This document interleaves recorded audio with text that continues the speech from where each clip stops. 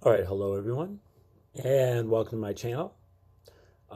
We do educational videos here, and we generally try to focus on great theories of everything, ancient and modern, obscure mostly, and things that you probably haven't heard of or don't know too much about. But if you did, they would help you with your overall spiritual, mental, and physical health, your ability to shift paradigms, your formation of a holistic worldview. And today is our 27th day that we've done this book called The Dead Sea Scrolls Deception. And I'm kind of choosing this book because of the context it creates. It tells you a lot about the Dead Sea Scrolls, and also helps to shed some light on how these things have been suppressed. So that's the deception part of the Dead Sea Scrolls. Deception is that even though the Dead Sea Scrolls were discovered in a bunch of caves outside of Qumran, about 20 miles from Jerusalem, from 1947 until the mid-50s or so, an international team was appointed to kind of catalog and translate these documents.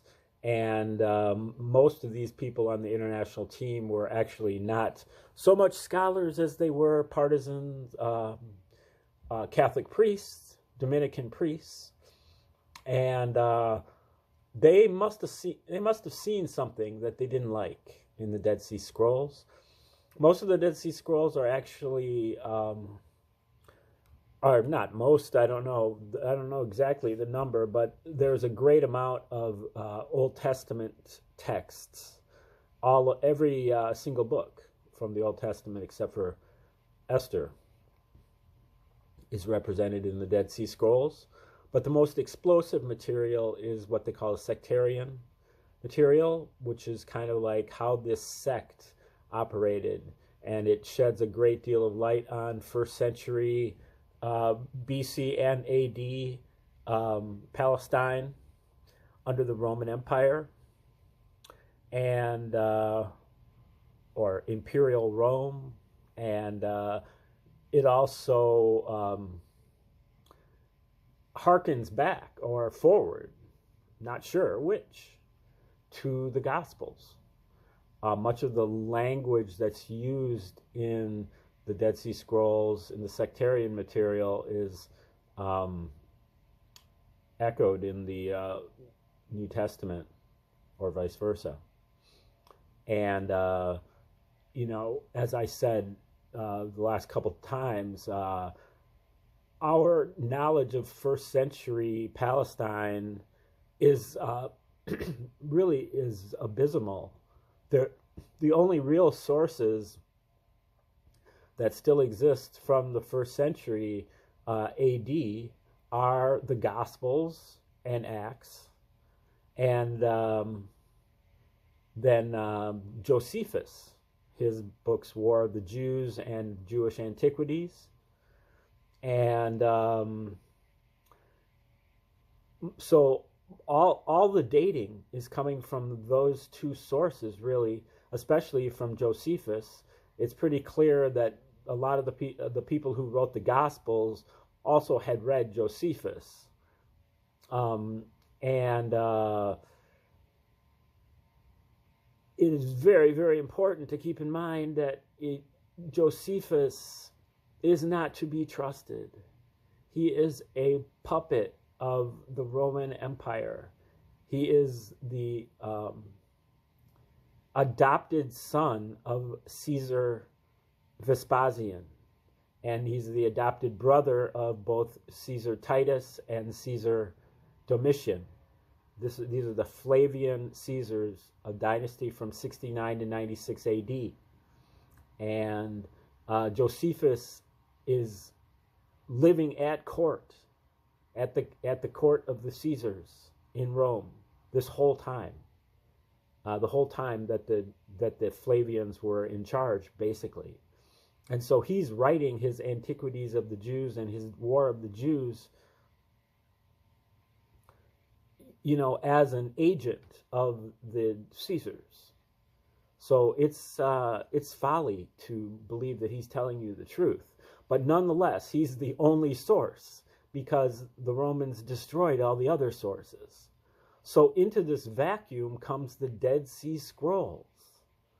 It actually gives you some kind of if you believe that they're legitimate, gives you some kind of non-propagandist take on what's going on in first century Palestine.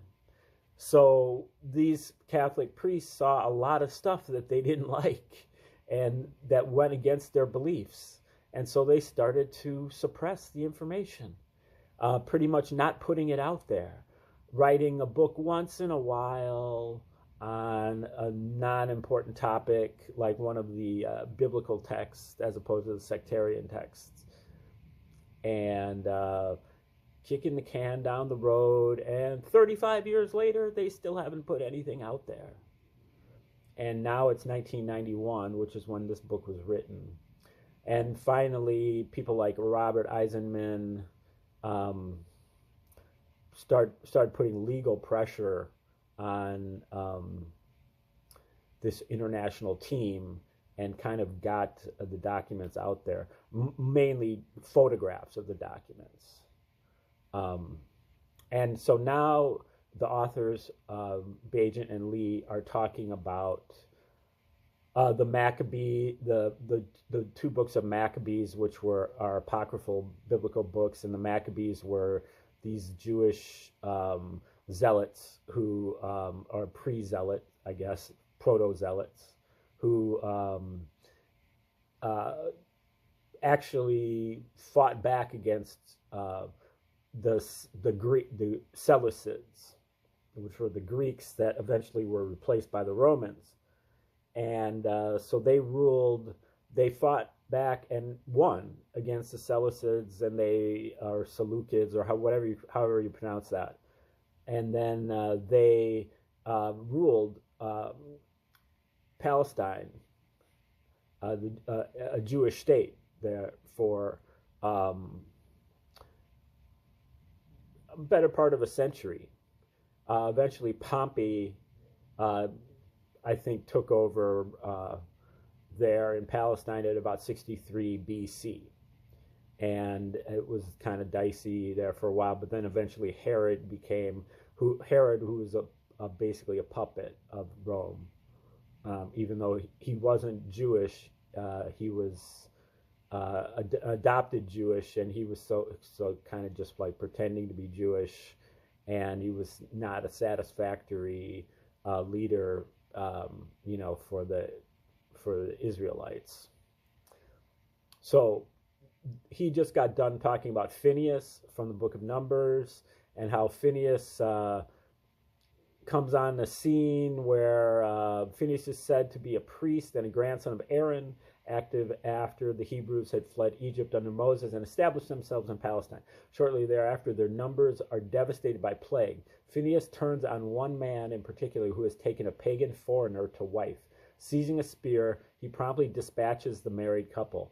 God at that point declares that Phineas is the only man to have the same zeal as I have, because you can't marry somebody that's not part of your tribe. And so he makes a covenant with Phineas, henceforth in reward for his zeal for his God. And that's in Maccabees, 1 Maccabees 2, verse 54. Phineas and his descendants will hold the priesthood for all time. Such was the figure to whom the Maccabean priesthood looked as a role model. Like Phineas, they condemned all relations of any kind with pagans and foreigners. Like Phineas, they insisted on and sought to embody zeal for the law. This xenophobic antagonism to foreign ways, foreign wives, etc., was to be passed on as a legacy, and would seem to have been characteristic of the whole zealot Zadokite orientation. Whether the Maccabees could claim a literal pedigree from Aaron and from David is not certain. Probably they couldn't. But their zeal for the law served to legitimize them. During their dynasty, therefore, Israel could claim both a priesthood and a monarchy that conformed more or less to the stringent criteria of Old Testament authority.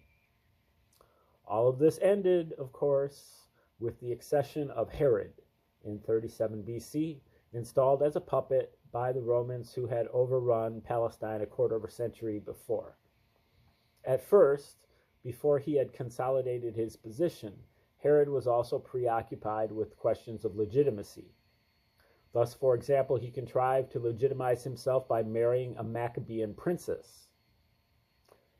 No sooner was his position secure, however, than he proceeded to murder his wife and her brother, rendering the Maccabean line effectively extinct. He also removed or destroyed the upper echelons of the priesthood, which he filled with his own favorites and minions.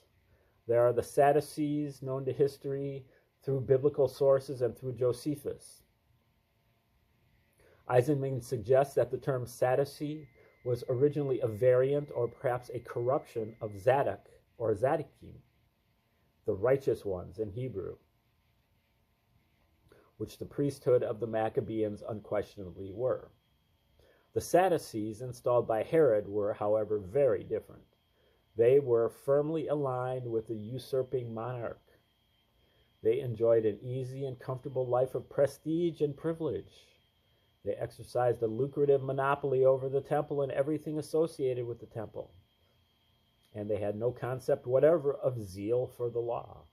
Israel thus found itself under the yoke of a corrupt, illegitimate monarchy and a corrupt, illegitimate priesthood, both of which were ultimately instruments of pagan Rome.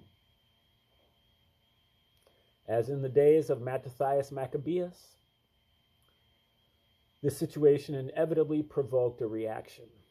If Herod's puppet priests became the Sadducees of popular tradition, their adversaries, the purists, who remained zealous for the law, became known to history under a variety of different names. In certain contexts, the Qumran literature, for example, these adversaries were called Zadokites, or sons of Zadok. In the New Testament, they were called Nazarenes, or subsequently early Christians. In Josephus, they were called Zealots and Sicariae. The Romans, of course, regarded them as terrorists, outlaws, and brigands. In modern terminology, they might be called Messianic revolutionary fundamentalists. Whatever the terminology one uses, the religious and political situation in Judea had by the beginning of the 1st century AD provoked widespread opposition to the Herodian regime, the pro-Herodian priesthood, and the machinery of the Roman Empire, which sustained and loomed behind both. By the 1st century AD, there were thus two rival and antagonistic factions of Sadducees. On the one hand, there were the Sadducees of the New Testament and Josephus, the Herodian Sadducees. On the other hand, there was a true or purist Sadducee movement which repudiated all such collaboration and remained fervently loyal to three traditional governing principles: a priesthood or priestly Messiah claiming descent from Aaron, a royal Messiah claiming descent from David, and, above all, zeal for the law. It will, by this time, have become clear to the reader that zeal for the law is not a casually used phrase. On the contrary, it is used very precisely in the way that such phrases as brethren of the craft might be used in Freemasonry. And whenever the phrase or some variant of it occurs, it offers a vital clue to the researcher, indicating to him a certain group of people or movement. Given this fact, it becomes strained and disingenuous to argue, as adherents of the consensus do, that there must be some distinction between the Qumran community who extol zeal for the law and the zealots of popular tradition. The zealots of popular tradition are generally acknowledged to have been founded at the dawn of the Christian era by a figure known as Judas of Galilee, or more accurately perhaps, Judas of Gamala. Judas launched his revolt immediately after the death of Herod the Great in 4 BC. One particularly revealing aspect of this revolt is cited by Josephus. At once, as soon as mourning for Herod was over, the public demand was whipped up for the incumbent Herodian high priest to be deposed and another of greater piety and purity to be installed in his place. Accompanied by a priest known as Zadok, S-A-D-D-U-C, as opposed to Zadok, Z-A-D-O-K. Apparently, a Greek transliteration of Zadok, Z-A-D-O-K, or as suggested by Eisenman, Zadik, Z-A-D-D-I-K, the Hebrew for righteous one.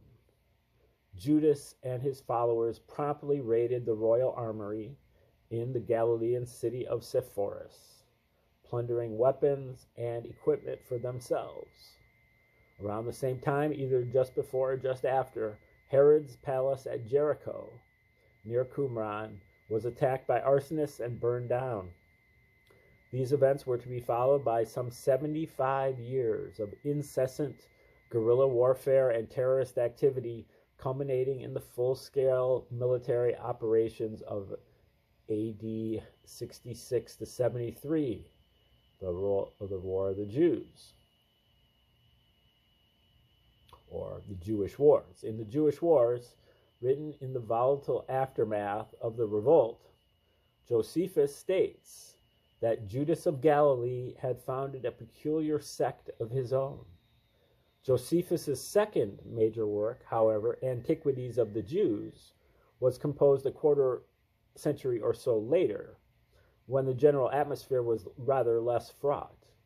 In this work, therefore, Josephus could afford to be more explicit.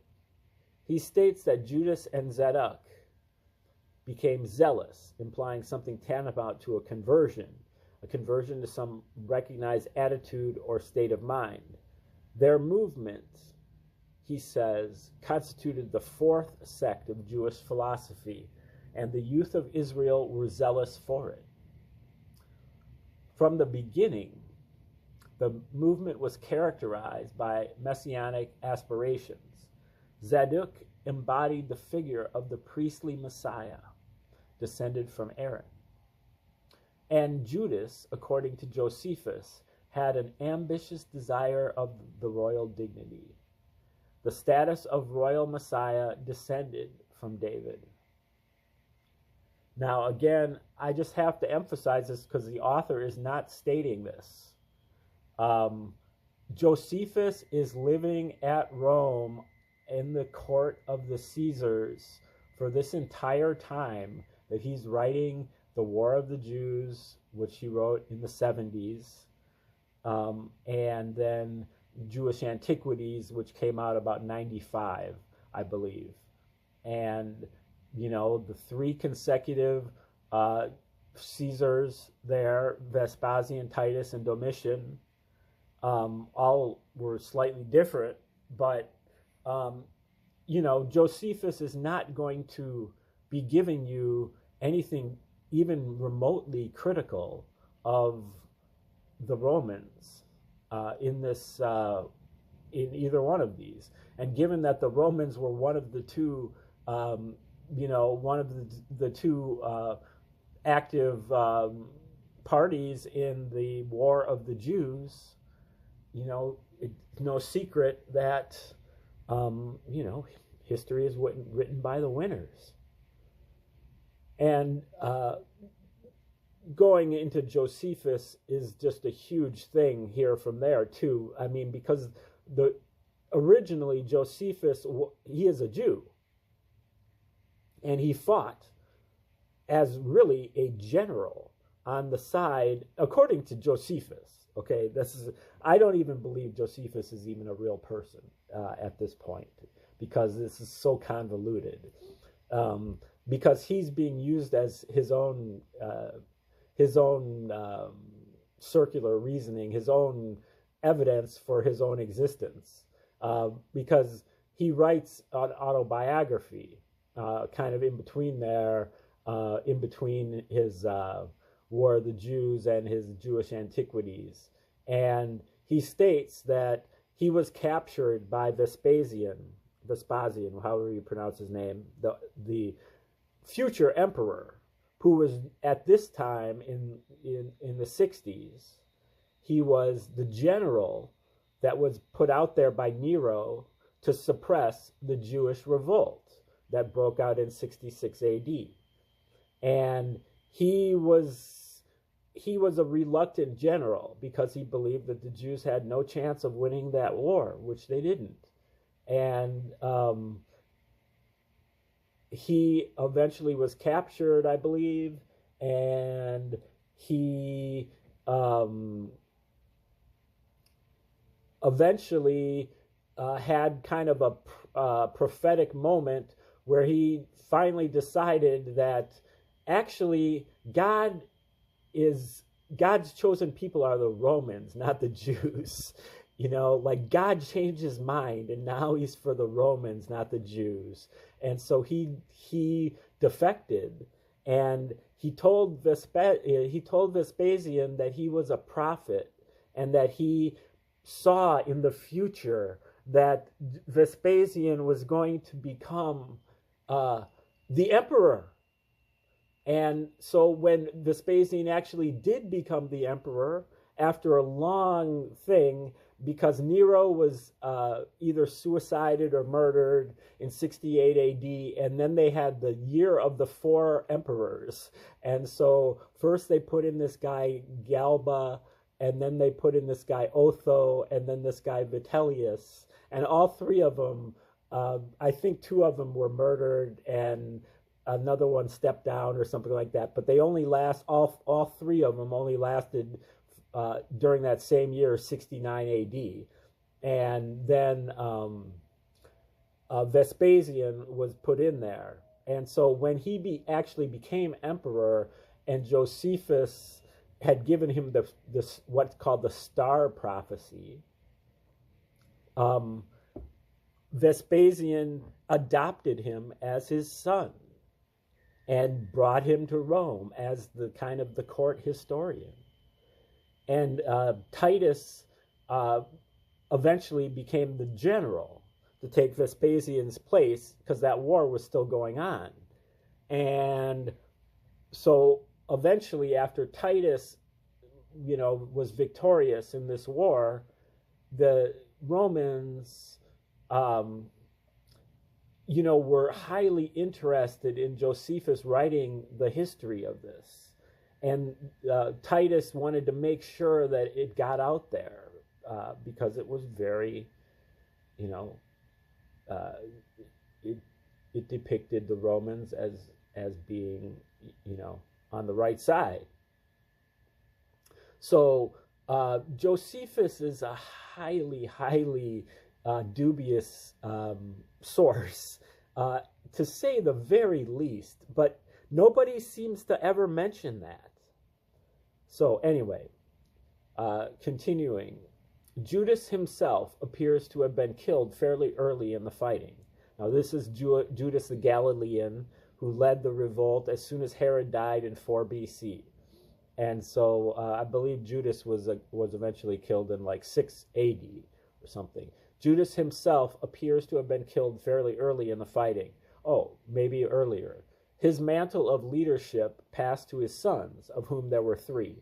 2 of them, Jacob and Simon, were well-known zealot leaders, captured and crucified by the Romans sometime between 46 and 48 AD. So much later. The 3rd son, or perhaps grandson, Menachem, was one of the chief instigators of the revolt of AD 66. In its early days, when the revolt still promised to be successful, Menachem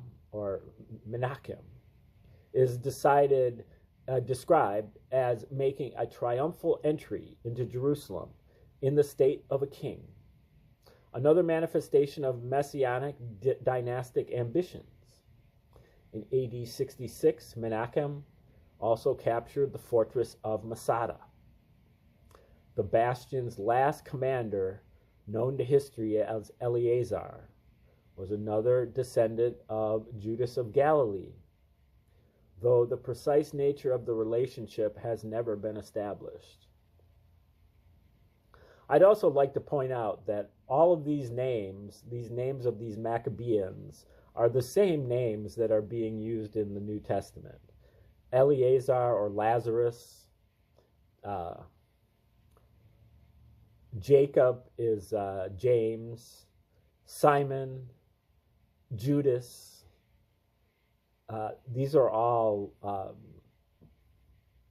the New Testament names are all Maccabean. The mass suicide of zealot defenders at Masada has become a familiar historical event, the focus of at least 2 novels, a cinema film, and a television miniseries. Along with, if you've ever listened to John Zorn, saxophonist, among other things, I guess, he has a whole band that's called John Zorn's Masada, and they do something between klezmer and free jazz. Some of it's really good.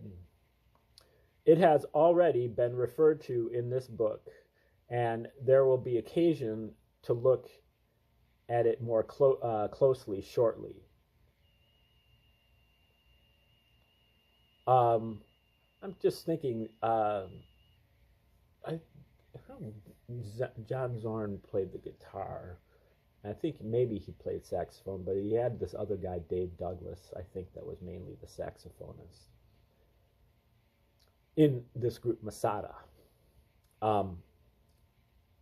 And there will be occasion to look at it more closely shortly. Masada, however, was not the only instance of such mass suicide. In 67 AD, responding to the rebellion sweeping the Holy Land, a Roman army advanced on Gamala in Galilee, the original homeland of home of Judas and his sons. 4,000 Jews died trying to defend the town. When their efforts proved futile, another 5,000 committed suicide. This reflects something more than mere political opposition. It attests to a dimension of religious fanaticism. Such a dimension is expressed by Josephus, who, speaking of the zealots, says, "They do not value dying any kinds of death, nor indeed do they heed the deaths of their relations and friends, nor can any such fear make them call any man Lord." Now, this is highly, highly important, in my opinion, because, first of all, the author, again, is not stating, he's citing Josephus as a historian, again, as opposed to a propagandist. But not only that, but he's saying, this reflects, okay, 4,000 Jews died trying to defend the town, and then when their efforts proved futile, another 5,000 committed suicide. He states this as if it really happened, but the only source for it is Josephus. There's no other source for it. So it didn't even happen.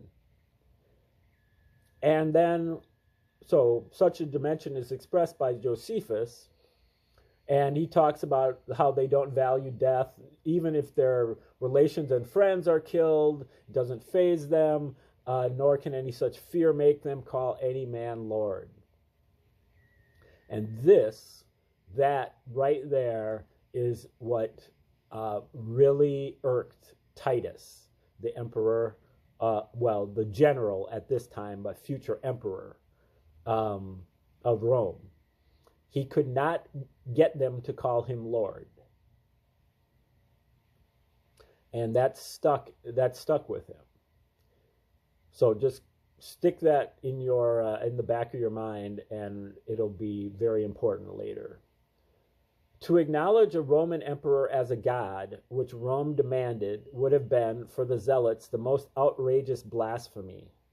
To such a transgression of the law, death would indeed have been preferable. Zeal for the law effectively brings the zealots, usually envisaged as more or less secular freedom fighters, into alignment with the fervently religious members of the Qumran community, and, as we have already noted, Qumranic texts were found in the ruins of Masada. Zeal for the law also brings the zealots into alignment with the so-called early church, to whose adherents the same zeal is repeatedly ascribed. The figure cited in the Gospels as Simon Zelotes, or Simon the Zealot, attests to at least one zealot in Jesus' immediate entourage, and Judas Iscariot, whose name may well derive from the Sicarii, might be another. Most revealing of all, however, is Eisenman's discovery. The original Greek term used to denote members of the early church. They are called quite explicitly zelotai of the law, that is, zealots. Thus, okay, we're going to try to get this paragraph in. Thus, there thus emerges in first century Palestine a kind of fundamentalist dynastic priesthood claiming either genealogical or symbolic descent from Aaron, and associated with the expected imminent advent of a Davidic or royal Messiah. This priesthood maintains itself in a state of perpetual self-declared war with the Herodian dynasty, the puppet priests of that dynasty, and the occupying Romans. Depending on their activities at a given moment and the perspective from which they are viewed, the priesthood and its supporters are variously called zealots, Essenes, Zadokites, Nazareans, and a number of other things, including by their enemies, brigands and outlaws. They are certainly not passive recluses and mystics. On the contrary, their vision, as Eisenman says, is violently apocalyptic and provides a theological corollary to the violent action with which the zealots are usually associated. This violence, both political and theological, can be discerned in the career of John the Baptist, executed, according to the Gospels of Matthew and Mark, for condemning the marriage of Herod Antipas to his niece, because it is against the law for you to have her. And indeed, Eisenman has even suggested that John the Baptist may have been